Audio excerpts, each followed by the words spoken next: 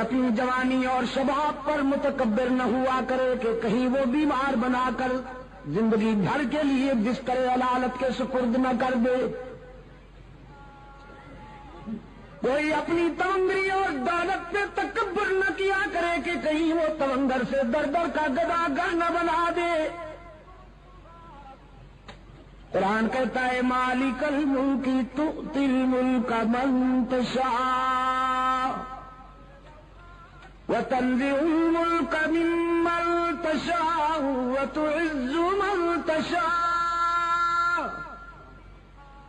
وتذل من تشاء بيدك الخير إنك على كل شيء قدير۔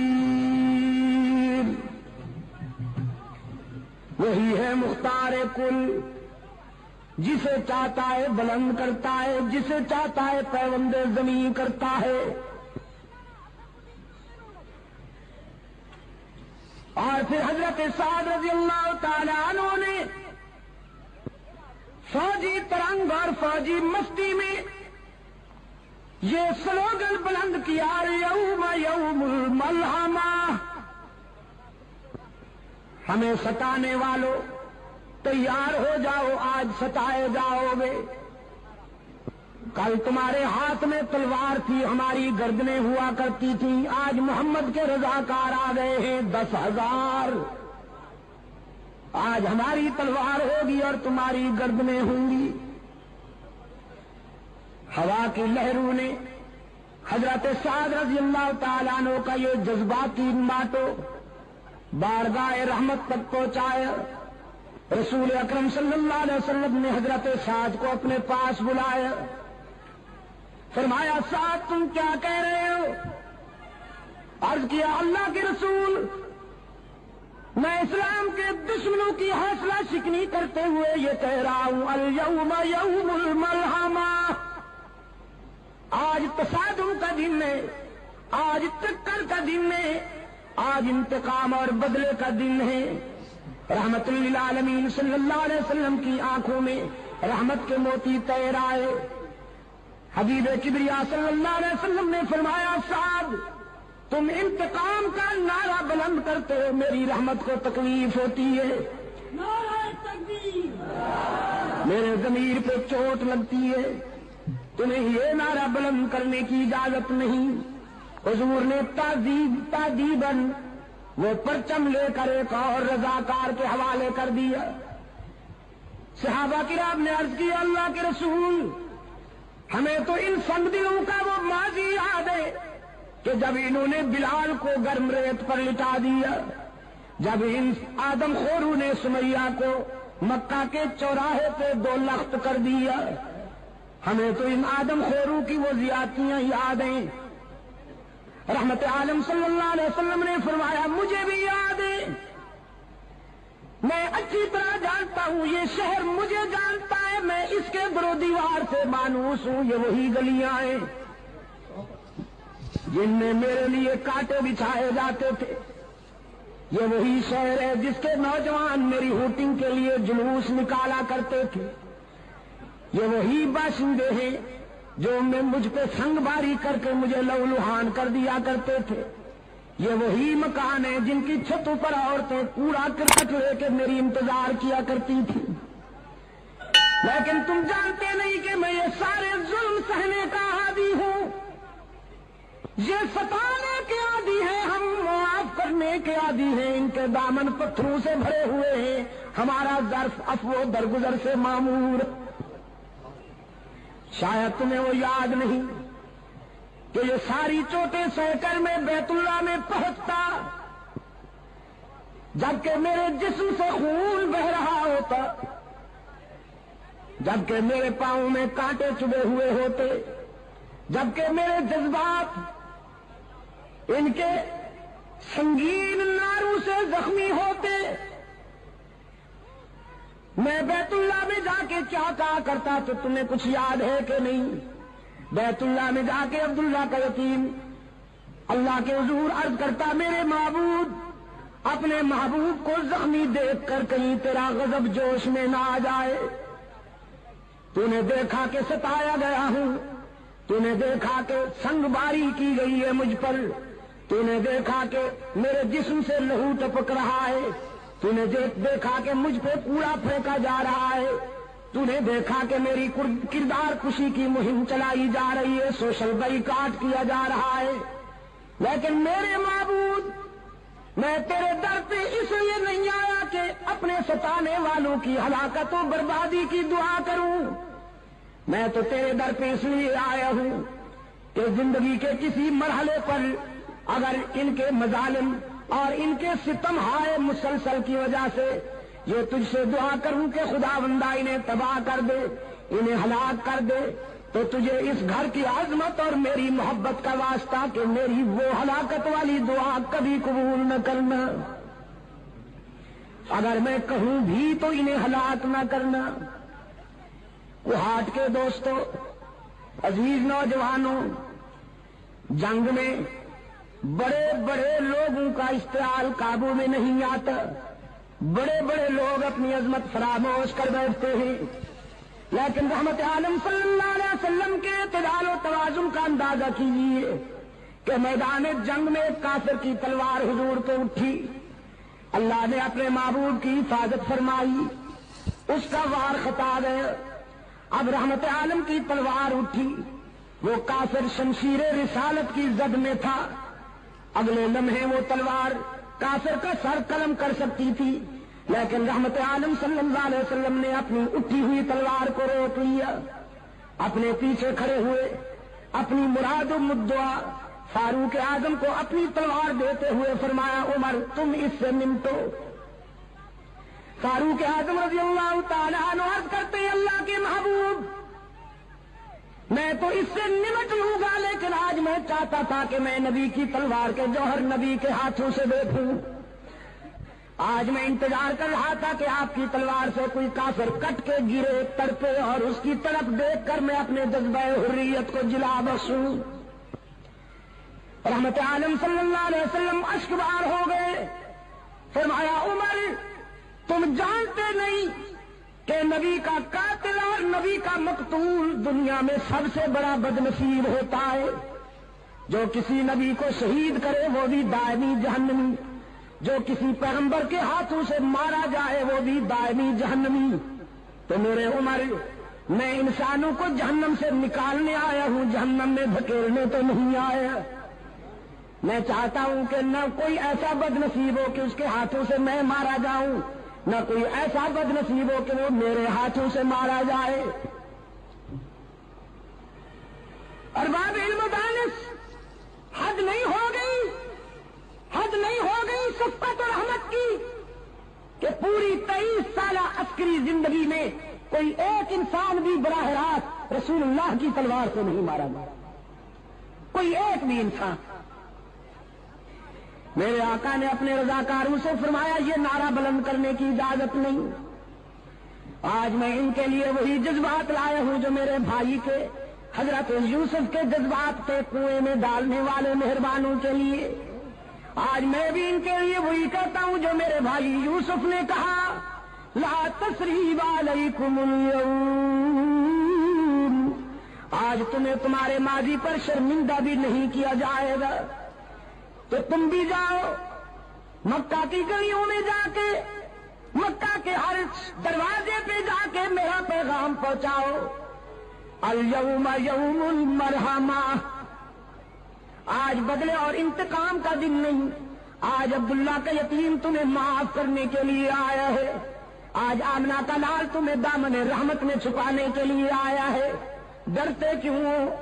تم نے اپنے دروازے بند کر لیے ہیں، شہر چھوڑ رہے ہو، تمہارے جسم پر لرزہ طاری ہے، ذرا باہر آ کے دیکھو، آج مکے میں فاتح بن کے آنے والا کوئی مادہ پرست شہنشاہ نہیں، آج فاتح بن کے آنے والا محبوب کبریا ہے۔ وہ انتقام کے جذبات نہیں لایا، وہ درگزر کے جذبات لایا ہے۔ رسول اکرم صلی اللہ علیہ وسلم نے اپنے غلاموں سے فرمایا، جا کے بچوں سے کہہ دو ڈرنے کی ضرورت نہیں، محمد عربی تمہیں یتیم بنانے نہیں آیا، جا کے بیٹیوں سے کہہ دو میری بیٹیوں ڈرو نہیں، تمہاری آبرو پہ کوئی شبخون نہیں مارے گا، جا کے ماؤں سے کہہ دو تمہاری مانتا نہیں لوٹی جائے گی، جا کے بہنوں سے کہہ دو تمہارے سروں سے دوپٹے نہیں اتارے جائیں گے۔ رحمت عالم صلی اللہ علیہ وسلم دختر انسانیت کے سر سے دوپٹے اتارنے نہیں آیا، اترتے ہوئے دوپٹوں کو سنبھالنے کے لیے آیا ہے۔ کیوں کوہاٹ کے روشن ضمیروں، رسول اللہ صلی اللہ علیہ وسلم کے انقلاب نے دختر انسانی کے سر سے دوپٹے اتارے ہیں کہ اترتے ہوئے دوپٹوں کو سنبھالا ہے؟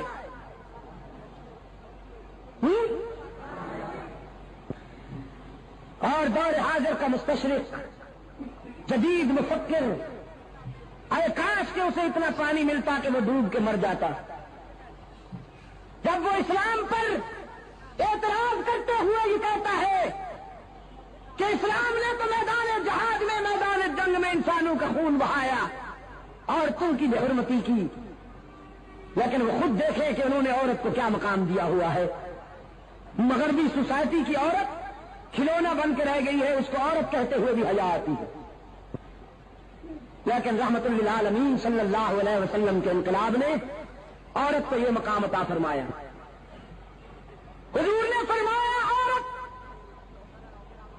بیٹی ہوتی ہے، بہن ہوتی ہے، بیوی ہوتی ہے اور ماں ہوتی ہے، ڈانسر نہیں ہوتی۔ اور جب ڈانسر بن جاتی ہے تو وہ عورت نہیں رہتی، پھر غلاظت کا مجسمہ ہو جاتی ہے، پھر وہ بدبو کا ٹینک ہوتی ہے، دنیا کی بدترین شے بن جاتی ہے۔ یہ چار مقدس رشتے ہیں عورت کی فطرت میں، بیٹی، بہن، بیوی اور ماں۔ رحمت عالم صلی اللہ علیہ وسلم نے فرمایا عورت جب بیٹی ہوتی ہے تو اس کے سر پہ عفت کی چادر ہوتی ہے، عورت جب بہن ہوتی ہے تو اس کے سر پہ عصمت کا دوپٹہ ہوتا ہے، جب یہ بیوی ہوتی ہے تو اس کے جذبات میں وفا کی بلندیاں ہوتی ہیں، جب یہ ماں بنتی ہے تو اس کے قدموں میں جنت ملتی ہے۔ مشرق و مغرب کے مفکرین کی تعلیمات میں آپ کو اس مظلوم جنس کے لیے یہ احسان کہیں نہیں ملے گا، یہ معیار کہیں نہیں ملے گا۔ میرے عزیز دوستو، انقلاب رحمت، رسول اللہ کے انقلاب رحمت نے دوپٹے سنبھالے ہیں۔ ایک مشرق کی بیٹی، خود بھی مشرقہ، بنت مشرق، بارگاہ رسالت میں جنگی قیدی بن کے آتی ہے۔ حاتم طائی کی بیٹی تھی، اپنے دور کا بہت بڑا سخی گزرا ہے حاتم طائی۔ ایک مرتبہ شہید کربلا حضرت حسین رضی اللہ تعالی عنہ نے فرزند حاتم سے کہا جب وہ مسلمان ہو چکا تھا کہ میں نے سنا ہے تیرا باپ بہت سخی تھا۔ حاتم کا بیٹا کہنے لگا حسین واقعی سخی تھا، میرا احترام کر، میں بڑے سخی باپ کا بیٹا ہوں۔ حضرت حسین مسکرائے اور فرمانے لگے میرا بھی احترام کر، میں بڑے سخی نانے کا نواسا ہوں۔ حاتم کا بیٹا کہنے لگا حسین میرا باپ اتنا سخی تھا کہ اس کے گھر کے 10 دروازے تھے اور مانگنے والے کو ہر دروازے سے کچھ نہ کچھ مل جایا کرتا تھا۔ حضرت حسین رضی اللہ تعالی عنہ فاتحانہ انداز میں مسکرائے اور فرمانے لگے تیرے باپ کے گھر میں دروازے تو 10 تھے لیکن تھے اتنے کمزور کہ سوالی کو ایک دروازے کے بعد دوسرے دروازے کی ضرورت پڑتی تھی، پھر تیسرے پہ جانا پڑتا تھا، پھر چوتھے، پانچویں، چھٹے، ساتویں، آٹھویں، نویں اور 10ویں دروازے کی ضرورت پڑتی تھی۔ میرے نانے کے در پہ جو سوالی جاتا میرے نانا تو اس کو ایک در پہ پہنچا دیتے اور وہ دروازہ اتنا مکمل بھرپور تھا کہ جس سوالی کو وہ در مل جاتا تھا پھر زندگی بھر کے لیے کسی دوسرے دروازے کی حاجت ہی نہیں رہا کرتی۔ وہ در بڑا مکمل ہے اور وہ انسان بڑا خوش نصیب ہے جسے وہ در میسر آ جائے. اقبال اسی لیے کہتا ہے کہ وہی سجدہ ہے لا کے اہتمام کہ ہے جس سے ہر سجدہ تجھ پر حرام. تو میں عرض یہ کر رہا تھا کہ وہ بنت حاتم رسول اللہ صلی اللہ علیہ وسلم کی خدمت میں حاضر ہوتی ہے. اس کے سر پہ چادر نہیں. رسول اللہ صلی اللہ علیہ وسلم نے اپنی چادر ایک رضاکار کو دیتے ہوئے فرمایا کہ جاؤ اس بچی کے سر پہ چادر ڈال دو. رضاکاروں نے عرض کی اللہ کے رسول مشرکہ ہے. اس کا باپ سخی تو تھا لیکن مشرک تھا, دشمن کی بیٹی ہے, تو ہم آپ کی مقدس چادر ایک کافرہ عورت اور دشمن کی بیٹی کے سر پہ ڈالیں. رحمت عالم نے فرمایا بیٹی بیٹی ہوتی ہے دوست کی ہو یا دشمن کی. میرے ہاں معیار یہ نہیں ہے کہ دشمن کی بیٹی ہو تو اس کی رسوائی برداشت کی جائے, اپنے کی بیٹی ہو تو اس کی عزت افزائی کی جائے. میرے ہاں معیار یہ ہے کہ جس طرح میں اپنی بیٹی کے لیے چاہتا ہوں کہ اس کا سر کبھی برہنہ نہ ہو, میری رحمت کا تقاضا ہے کہ میرے دشمن کی بیٹی کا سر بھی کبھی برہنہ نہ ہو. سرکار دو عالم صلی اللہ علیہ وسلم کی چادر اس بچی کے سر تک پہنچی. رضاکاران مصطفیٰ نے وہ چادر جا کے اس کے سر پہ ڈالی ہے تو روتی ہوئی رسول اللہ کی خدمت میں حاضر ہوئی. اللہ کے رسول صلی اللہ علیہ وسلم نے فرمایا بیٹی میں نے سنا ہے کہ تیرا باپ بڑا سخی تھا, تو آج میں تیرے باپ کی نیک نامی کی وجہ سے تجھے آزاد کرتا ہوں. جاؤ تم آزاد. وہ بیٹی کہتی ہے اللہ کے رسول دریا رحمت جوش میں ہے تو میں اکیلے آزادی کیوں قبول کروں. یہ میرے قبیلے کی عورتیں میرے ساتھ آئی ہیں, پہلے انہیں آزاد کیجیے پھر میں آزادی قبول کروں گی. رحمت عالم صلی اللہ علیہ وسلم مسکرائے, فرمایا ماشاء اللہ صحیح نسل ہو اپنے باپ کی. جاؤ تمہیں تیرے باپ کی وجہ سے اور ان کو تیری انسانی ہمدردی کی وجہ سے آزاد کرتا ہوں, تم سب آزاد. قبیلہ طے کی عورتیں جب آزادی کا اعلان سنتی ہیں اور اگلے لمحے وہ ساری عورتیں رسول اللہ صلی اللہ علیہ وسلم کے اسلام کے حلقے میں تھیں, ان کی زبان پہ کلمہ اسلام مچل رہا تھا. رسول اللہ صلی اللہ علیہ وسلم کی سیرت طیبہ اور حضور کی ولادت,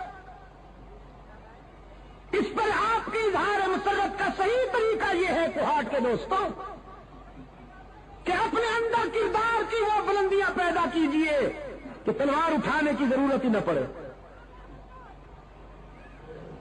تیاری کیجئے. حکم ہے اعدوا لهم ما استطعتم من قوة ومن رباط الخيل. اتنی تیاری کیجئے کہ آپ کے دشمن کے حوصلے پست ہو جائیں, لیکن سب سے زیادہ توجہ کردار پہ دیجیے. آپ نے اگر اپنے اندر وہ کردار پیدا کر لیا تو انشاءاللہ اسلحہ وہ کام نہیں کرے گا جو آپ کا کردار کام کرے گا.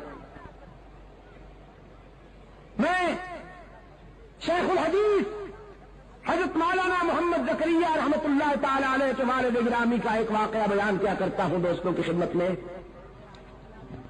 بہت سے دوست آج اس اجتماع میں نئے ہیں, ان کی معلومات کے لیے عرض کر دیتا ہوں. حضرت مولانا محمد زکریا رحمت اللہ تعالی علیہ کے والد گرامی ابھی پچھلے دنوں ان کا انتقال ہوا. مدینہ منورہ میں انہوں نے انتقال فرمایا. زندگی کا ایک طویل حصہ اس انتظار میں مدینہ میں آئے, اکثر دعا بھی کیا کرتے تھے. اللہ نے اس درویش کی دعا کو شرف قبولیت بخشا. باب جبریل سے جنازہ اٹھا, جنت البقیع میں ٹھکانہ مل گئے. ان کے والد گرامی سے حضرت مولانا محمد یحییٰ رحمت اللہ تعالی علیہ, ان کے زمانہ میں ایک ہندو مسلم فساد ہوا. سوچ کر میں نے تجھے تیرا پرس واپس کر دیا, جاؤ اپنا کام کرو. نسبت بڑی بات ہوتی ہے عزیز دوستو. 18 ہندو مولانا سے عرض کرتے ہیں ہم نے سوچا جب غلام اتنا سچا ہے اس کا آقا کتنا سچا ہوگا, ہم فیصلہ کر کے آئے ہیں کہ ہمیں بھی اسی کا غلام بنا دیجئے جس کی غلامی نے آپ کو حق و صداقت کی یہ بلندیاں عطا کی. مولانا کے ہاتھ پر انہوں نے کلمہ پڑھا، اسلام قبول کیا. کہنے لگے مولانا عدالت کا وقت ابھی ختم نہیں ہوا، چلیے ذرا. اب کیونکہ ہم مسلمان ہو گئے ہیں، فرض ملکیت ہمارے پاس ہے، مثل عدالت میں موجود ہے، ہم بیان دیتے ہیں کہ زمین مسجد کو ملنی چاہیے. عدالت میں آ کے انہوں نے بیان دیا کہ اب چونکہ ہم مسلمان ہو چکے ہیں، اس زمین کے اصل مالک ہم ہیں، تو آپ یہ زمین مسجد کے نام الاٹ کر دیجیے. اس نے مصر کو معائنہ کیا تو دیکھا کہ واقعی یہی لوگ اصل مالک تھے زمین کے. زمین مسجد کے نام الاٹ ہو گئی. مولانا محمد یحییٰ رحمۃ اللہ علیہ سنجیدگی کے ساتھ باہر آئے اور اپنے جذباتی سر پھرے دوستوں سے فرمانے لگے یحییٰ نے جھوٹ نہیں بولا تو یحییٰ کے خدا نے یحییٰ کا دین بھی بچا لیا، زمین بھی عطا کر دی.